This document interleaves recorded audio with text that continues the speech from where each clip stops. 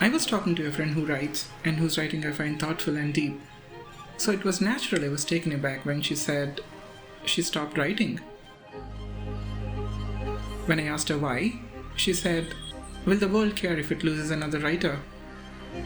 Is that how you decide what you do and don't?" I asked her back. Here are some of her words.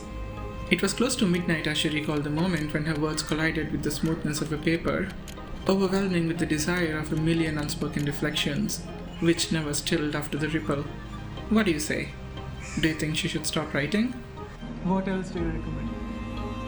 I'll go with another one that you'll recommend and then I'll pick one randomly. I found this when I was searching for things to do in Pondicherry. Something about the recommendation and the way it was put made me laugh and made me go to GMT, where I tried not one, not two, but 3 gelatos, and I highly recommend them.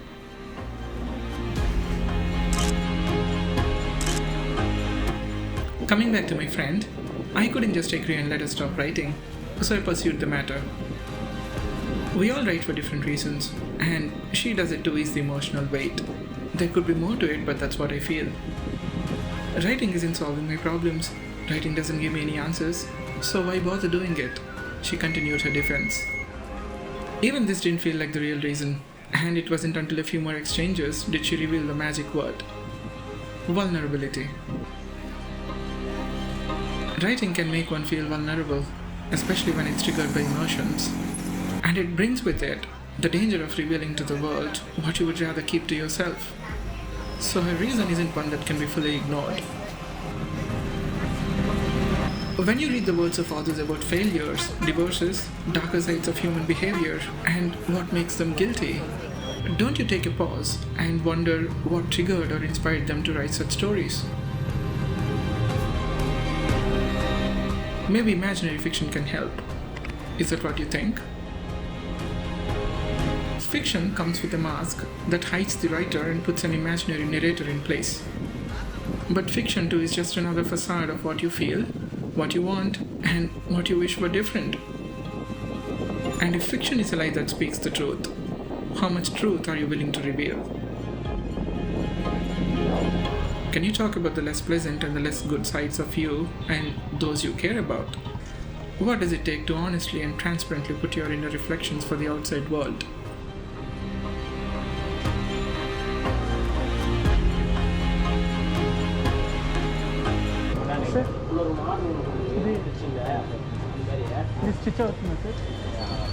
It was my last day in Pondicherry, and I had to get my torn backpack fixed.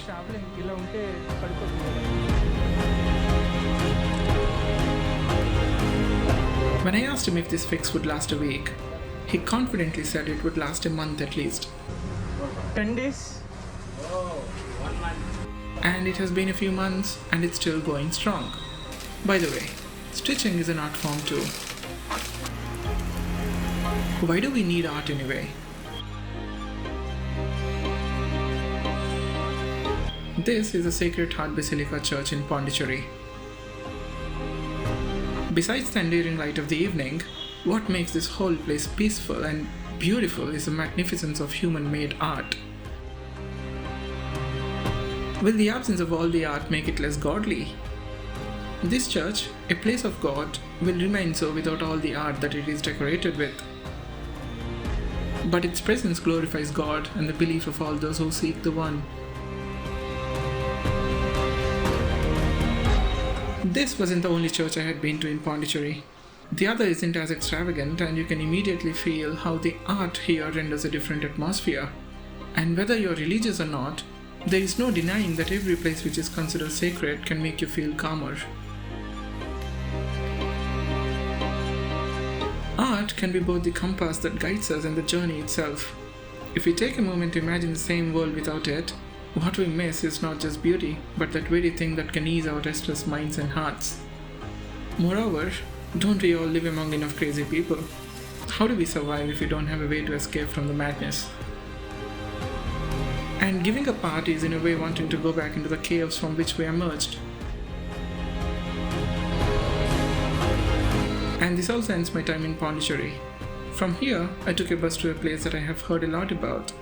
I had expectations, and it was way beyond them. See you in Kodaikanal, and take care.